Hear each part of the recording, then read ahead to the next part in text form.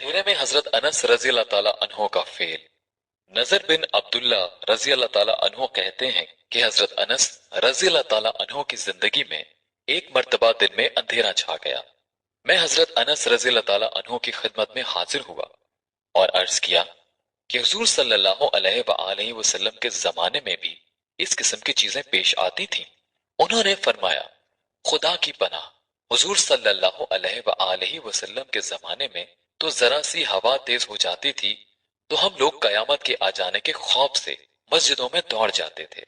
एक दूसरे सहाबी अबू दर्दा रजी अल्लाह ताला अन्हु फरमाते हैं कि हुजूर सल्लल्लाहु अलैहि वसल्लम का मामूल था कि जब आंधी चलती तो हुजूर सल्लल्लाहु अलैहि वसल्लम घबराते हुए मस्जिद में तशरीफ ले जाते। फायदा। आज किसी बड़े से बड़ा हादसा, मुसीबत, बला में भी मस्जिद किसको याद आती है?